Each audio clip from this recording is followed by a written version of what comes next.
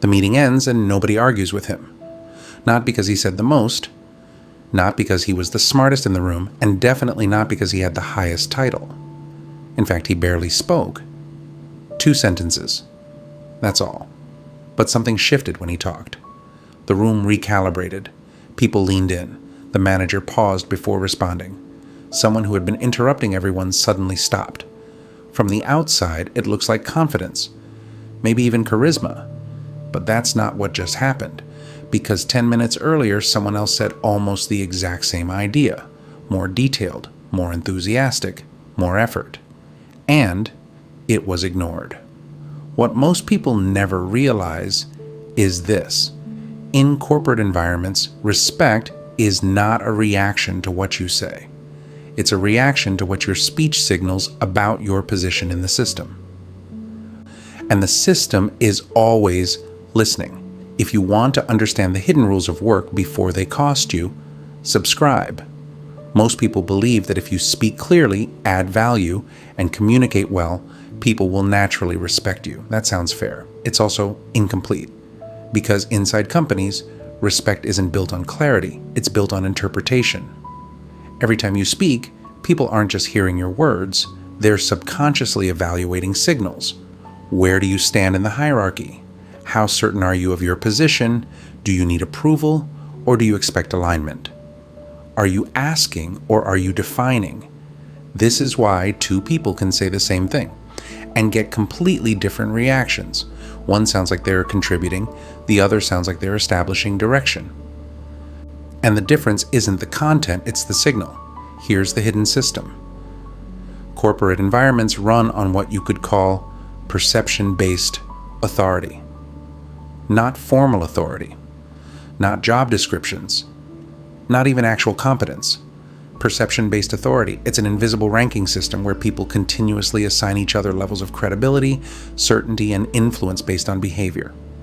And one of the strongest inputs into that system is how you speak, not how much you speak, not how smart you sound, but how your communication positions you.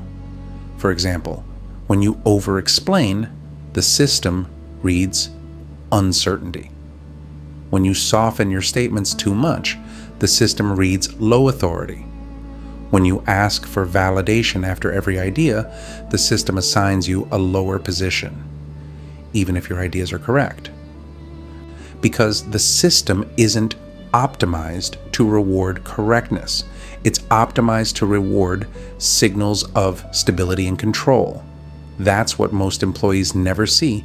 They think respect is earned through effort, but structurally, respect is assigned through perception. What makes this harder to see is that companies don't openly acknowledge this system. They'll tell you to speak up, be collaborative, share your thoughts, and people follow that advice.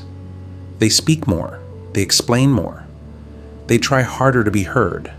But the unintended result is this: they flood their communication with low authority signals, too many justifications, too many disclaimers, too much visible effort to be accepted.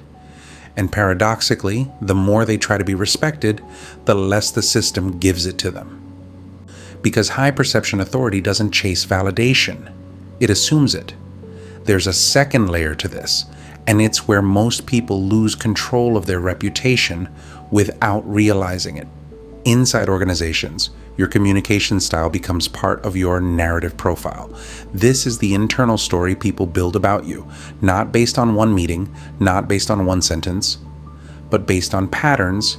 If you consistently speak like someone seeking approval, your narrative becomes capable but junior, smart but not decisive, helpful but not leadership material.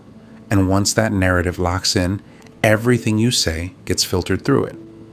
Even strong ideas sound tentative. Even confident statements feel out of place, because the system has already categorized you. And changing that narrative is significantly harder than creating it.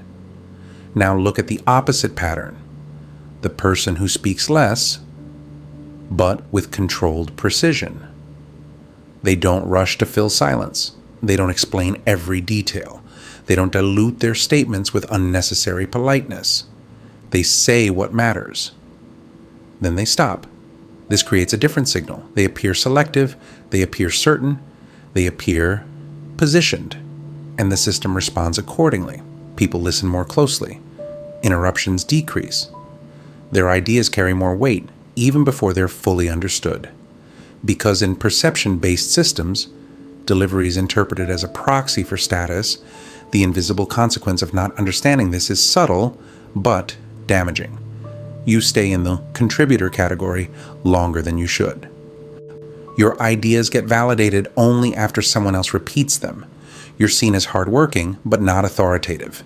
And over time, this affects real outcomes. Promotions slow down. Opportunities shift elsewhere. Your influence stays capped, regardless of effort. From the outside, it looks like bad luck. Structurally, it isn't. It's the accumulation of signals. Now, here's where most advice gets it wrong. They'll tell you to be more confident. But confidence as a feeling is unreliable. The system doesn't measure how you feel. It measures how you present. And presentation in this context is behavioral. It's about control. Control of timing, control of language. Control of volume. Not loudness, but frequency. For example, high-respect communication often sounds simpler, not smarter. Shorter, not longer. Calmer, not louder. Because complexity often signals insecurity, and simplicity signals clarity of position. This is why the most respected voices in a room often sound the least urgent. They're not trying to convince, they're defining. So, the reframe is this: respect at work is not a reward for speaking well, it's a response to how your speech positions you in the system. You are not just communicating ideas. You are continuously broadcasting signals about your certainty, your status, your need for approval, your tolerance for silence, your relationship with authority, and people respond to those signals instantly, often before they consciously process your words. That's why someone can speak less and still control the room. That's why someone else can say more and still be overlooked. And that's why just communicate better is not enough. Because the real game isn't communication. It's perception management through communication. In the end, the system doesn't reward who speaks the most. It doesn't even reward who's the most correct. It rewards the person who sounds like they already belong at a higher level. Because in corporate environments, perception doesn't follow reality. Reality follows perception. And if you don't control the signal, the system will assign one for you.